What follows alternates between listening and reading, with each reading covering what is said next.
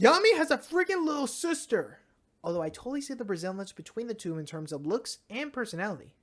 And that's just scary.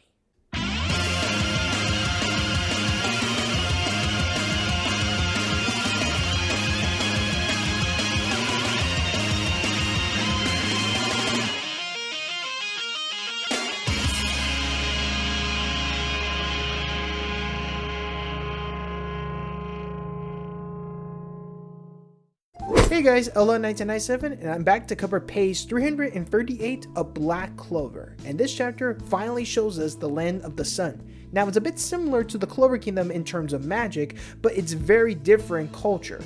And the reveal that Yami has a little sister is shocking to say the least. So with the official chapter now released, what is Asta's potential thoughts about this foreign country he's in? Let's find out. But before we get started, I do want to make a shout out to Akira Devilman for sponsoring my channel, alright? He's a really cool dude and he makes some really great fan trailers for Death Battle, alright?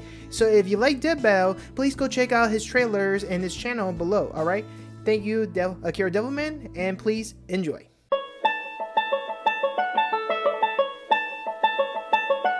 The chapter opens with Asta still shocked that he's in the land of the sun, the same country Yami came from.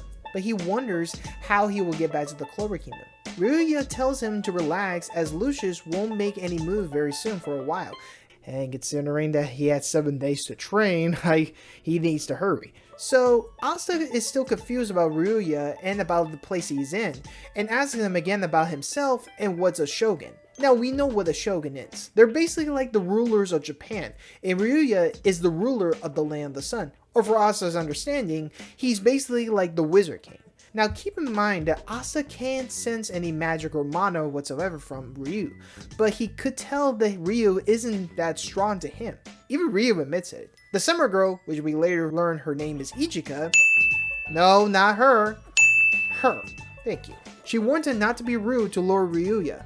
Asta apologizes and Ryu tells her it's fine.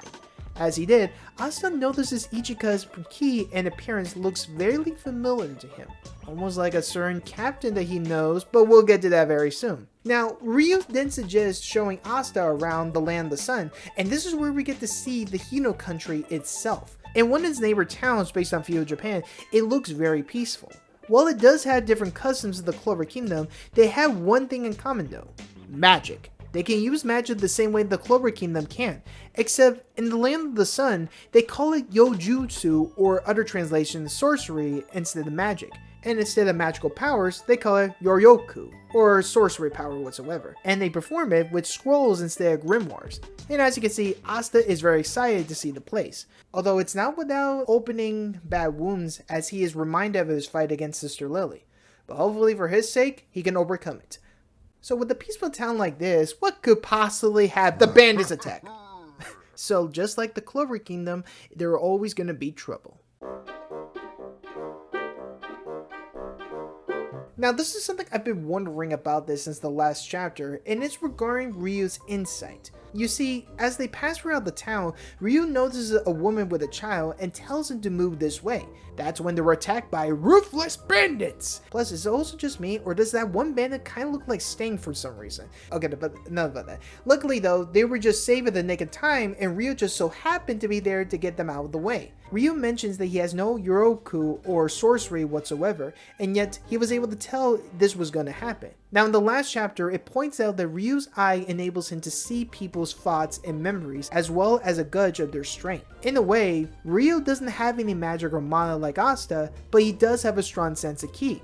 So when he saw the woman and the child, he just so happened to sense a ki of the bandits behind the wall, and he just happened to get them out of the way. So that part makes sense. Or another fear I could have is that maybe his eye was able to foresee a bit of the future because of his strong sense of ki. Kind of like with Katakuri from One Piece with his observation haki. Or I don't know, maybe all the foresight is just coming from his one eye behind his eye patch. But again, this is just the theory, so I could be wrong. Now with the topic Ryu done, let's cover the big revelation in this chapter, which is Ichika.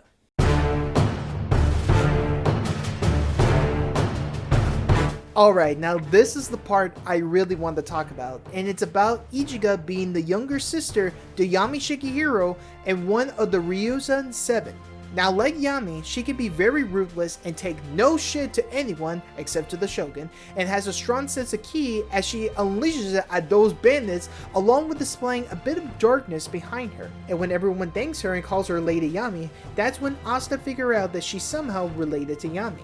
She even grabs him the same way Yami did way back in chapter 2. Now, the chapter ends with Ryu confirming to Asta that Ichika is Yami's younger sister, and if he wants to get strong, he will be trained by the Ryozen 7. Asta is shocked by this, and Ichika tells him, Lord Ryuya is being kind to you, but I can't stand men like you. Wow, this was a good chapter, and very surprising. Now, in my honest opinion, Ichika is an interesting character, and even though her personality is similar to her brother's, I feel like there's more to her than just that. Although, I wouldn't be surprised if she holds any resentment towards Yami for leaving the country, and that could be the reason why she's like this. Either that, or maybe that just runs in the family. Now, in terms of power and magic, she has a similar ki to Yami, as we see her thrusting her palms at a fast pace against those bandits, and for her magic, it's just basically darkness. But we only just saw a small portion of it, so I would think she was just holding back. With that in mind, this just raises one question. Is she stronger than Yami? On one hand, I could see it happening. She could be on the same level like Mereoleona and scare Yami if she ever reunites with him. But on the other hand, if we're looking at Yami's strength and magic, I don't think Ichigo wouldn't stand a chance. And considering his past battles against some very powerful opponents, I think Yami could be considered the strongest. But bottom line, until we see her full potential and how she'll train Asta, I'll mark her as a maybe. But who do you guys think is stronger, Yami or Ichigo? Leave your thoughts down below, alright? And speaking of that, it's time to wrap this up.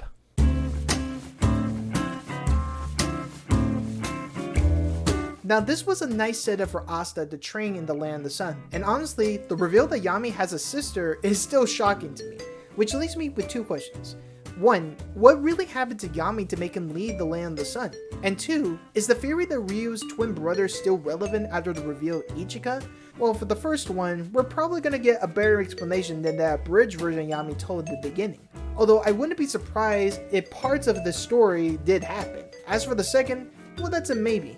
Either way, twin or not, we're gonna get an explanation very soon. Now, the part I didn't get a chance to talk about is mainly the 7 Ryozen that Ichika is a part of. Ryu mentions at the end that Asta will be trained by them, so I would believe that these 7 Ryozen are basically like the 7 retainers to the Shogun.